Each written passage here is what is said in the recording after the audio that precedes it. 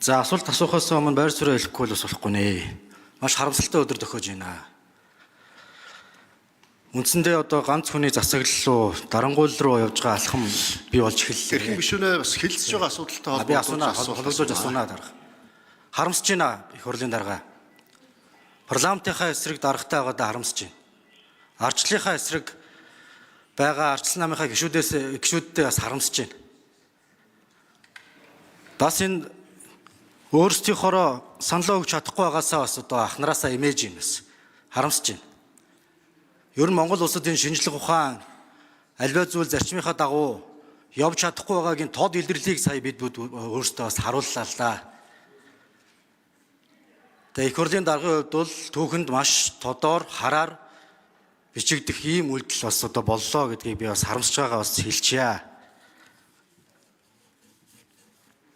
Жинхнээсээ л одоо сүрээр дарах жилдээ одоо сүрээр даруулж эхэлж байна. За хэлж байгаа асуудалтай холбогдлолтой. Ер нь Монгол улсад энэ шинжлэх ухаанаа хөгжүүлэх юм уу үгүй юм уу? Энэ судлаачтай сонсох юм уу үгүй юм уу? Бусад энэ улс орныхоо энэ жишг дэлхийд байхгүй жишгээр одоо бид нэр ингээд шийдвэр гаргаад явж байна. Арчилсан орн хизээч ийм шийдвэр гаргадаггүй. Тэгээд энэ хамгийн одоо судлаач мэрэгжлийн гишүүд маань хүртэл энийг дэмжиж явж байгаад бас харамсаад байгаа. Тэгээд 1% гэдэг нэг юмыг бид нар гаргасан. Үүнээс хойш жил болгон энийгээ бид нар дүгнж явж байгаа мó үгүй юм. 2022 онд 0.8% гэж. Тэгээд энэ хууль батлагдсанараа шинжлэх ухааны салбарт оруулж байгаа 1% яаж өөрчлөгдөх юм бэ? Тэрлүүгөө очих юм уу гэдэг ихний асуулт байгаа. Бусад олон улсын одоо байгууллагууд, олон улсын жишгүүдийг ингээ харахаар бол дотоодын бүтээгдэхүүний OECD-ийн орнууд бол үндсэндээ 2.7%, Европын холбоо 2.1%, Израиль 6.8%, Бүгд найрамд Солонгос улс 5.1% гээд үзүүлэлтүүдийн хувьд бол шинжлэх ухаандаа хөрөнгө оруулдаг улс орнуудын хөгжлийн ялгаа бусад төвчнүүд бол үүнтэйгээ хамаарат бас өөр байгаа. Тэгэхээр энэ гол одоо үндсэндээ ярьсан асуудал яагаад хэрэгжихгүй байгаа юм? Энэ хууль батлагдсанараа ямар үр дүнд одоо очих юм бэ гэдэг ихний асуулт байгаамаа. Хоёр дахь нь энэ хуулийн дээр бас тодорхой заагдж байгаа бэлтгэсэн улсын зардлаар хийгдсэн энэ судалгаа мэдээллүүдийг нэгдсэн платформд оруулад энийг ашигладаг давхарлалтыг би арилгасан ийм хэлбэрлүү орно гэдэг зохицуултууд байна. Энэ сайшаалтай. Гэхдээ зөвхөн платформ гэж харахгүйгээр илүү сайжруулах, илүү одоо захиалах хэрэгцээг одоо хангах чиглэлийн бусад өөр наривчлсан зохицуултууд дээр бид нар яаж ажиллах юм бэ? Нэг вебсайт хийгээд вебсайтаа судалгаануудаа оруулаад ингээд дуусчих юм шүү дээ. Гэсэн юм хоёр дахь асуулт байна. Гурав дахь нь судалгааны сургуулийг дэмжсэн гол зохицуултыг бол дэмжиж байгаа. 18-ийн 2-2 дахь заалтан дээр судалгааны сургууль гэж өөрчлөхөөр одоо тусгасан байгаа. Гэтэл бодол байдал дээр бол бид бүхэн одоогор судалгааны сургуулиудгүй байгаа. Тэгэхээр энийг дагаад одоо энэ сургуулиудын статус, үүнтэй холбогдлолтой асуудлууд яаж шийдэгдэх юм бэ? Энэ лүү шилжихэд ямар асуудал байгаа юм бэ гэдгийг бас тодруулъя. Зөвхөн одоо улсаас татаас авахгүйгээр төрийн өмчийн сургуулиуд сурагчдынхаа төлбөр дээр үндэслэж одоо үндсэндээ бол явж байгаа. Тэгэхээр энэ судалгааны сургууль бол олон талын энэ их усрыг бий болгох чиглэлээр алхам хийх гэж байгаа нь бол зөв. Гэхдээ энийг одоо ингээд бид нар одоогоороо хуулиа нээсэн ирнэ хийж чадахгүй байгаа шалтгаан юу юм бэ? Энэ дээр бас тодорхой одоо бид нар хариуцлагуудыг одоо тодорхой асуудлуудын шахаад ингээд явах хэрэгтэй. Энэ гурван гол одоо асуудлыг бол яг яаж шийдэх вэ гэдгийг бас тодорхой болгох нь энэ хуулийн гол чухал одоо зүйлтэй гэж бас ойлгож байна. Энэ дээр хариулт авъя. За Сархадын Зулбахаар гишүүн ажлын хэсгийн ахлагч хариулъя.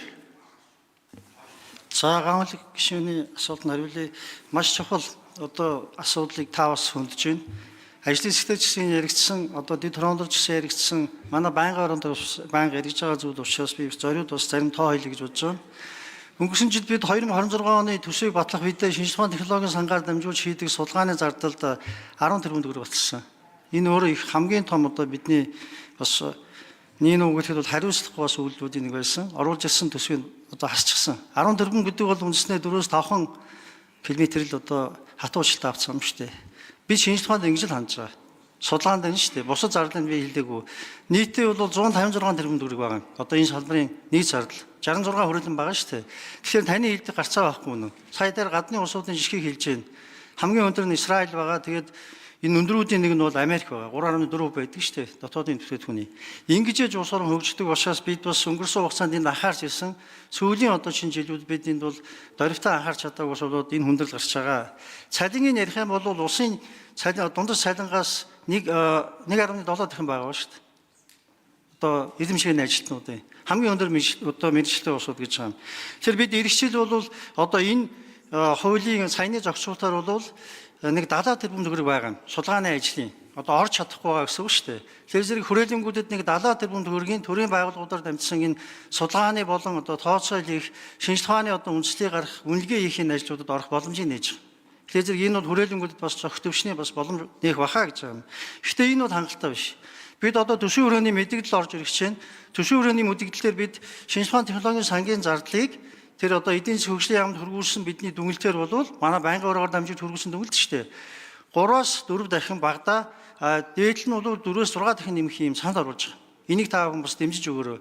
Тэгэхгүй бол хүрээлэнгүүдээр бол үндсэн чиглэлийнхаа судалгаа хийж чадахгүй байна. За энэ бол нэгдүгээр асуудал. Хоёр дахь зүйл бол энэ мэдээллийн сан бол гарцаа авахгүй чухал. Салангад баахан мэдээллийн сан байдаг.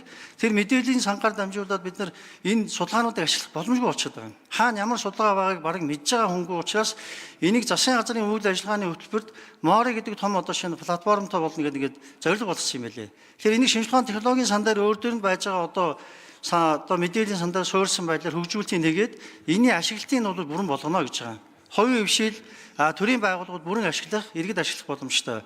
Гэхдээ мэдээж хэрэг энд бол ашиглалттай холбоотой судалгааны үр дүнгууд зарим нь бол одоо хаалттай зүйлүүд байдаг, зарим нь хагас хаалттай зүйл байдаг, бүрэн нээлттэй зүйл байдаг. Энийг тухайн байгууллага өөрөө зохицуулаад явхаар бас энийг одоо бид бас ажлын хэсгийн хүрээнд тэрнээс гадна одоо байнгын хороондор исэн гэдгийг танд бас мэдээлэл болгоё. За 3 дахь зүйлийн тухайд энэ судалгааны их сургуультай холбоотой асуудал юм байна.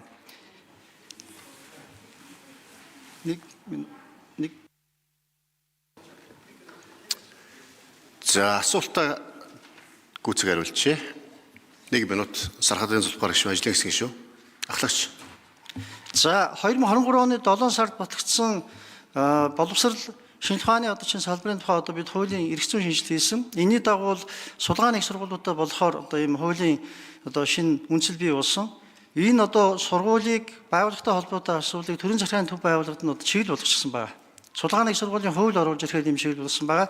Тэгэхээр энэ асуудал бол боловсролын яам дээр одоо энэ асуудал бол өөрө бэлтгэж байгаа гэж ойлгож байгаа. Тэгэхээр зэрэг яг бид энэ удааны хуулийн дээр бол судалгааны их сургуулиуд одоо хуулинд байхгүй, байгуулагдсан зүйл байхгүй учраас энэ одоо хуулийн дээр энийг оруулж чадаагүй.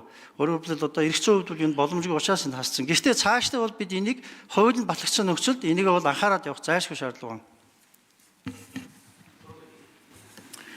За мөнгөн цогийн ган хөлөг гишүүн тодруулж асууя. Эхний асуудал дээр яагаад 1% хүрэхгүй байна гэдэг дээр яг нэг тодорхой дүгнэлт яг өнөөдөр хийгээд авах нь зөв баг. Үнэхээр шинжилгээ ухааны байгууллагууд 1% санал төсөв дээр оруулж ирээд бид одоо хассан юм уу? Эсвэл анханасаа бага санал оруулж ирээд ингээд үндсэндээ явсан юм уу гэдгийг эргээд яг нэг тодорхой танилцуулаач. Өнгөрсөн оны одоо төсвийн төсөл дээр засгийн газраас орж ирсэн төсөл яг хэдэн хувиар шинжилгээ ухаан руу зарцуулна гэж орж ирсэн.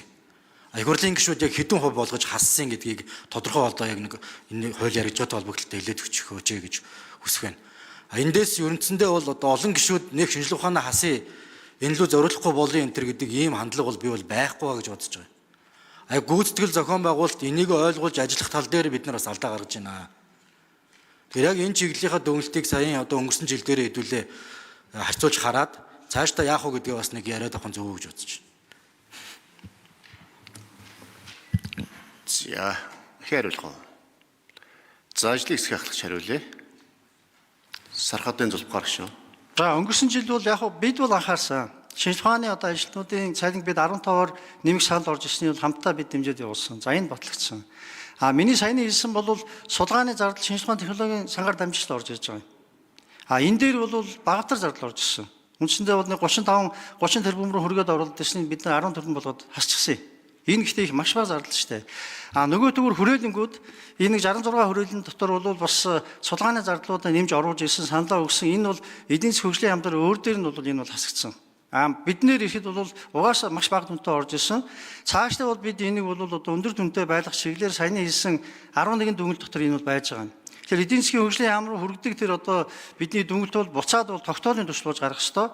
Тогтоолын төсөл маань өөрөө манай төсөвдөр бол тусах ёстой гэж ойлгож байгаа юм. Тэгэхээр энэний дагуу бол бид болж игэл эхний ээлжинд бол 0.2-оос 0.3 руу хүрэх чиглэлээр бол бид явах ёстой.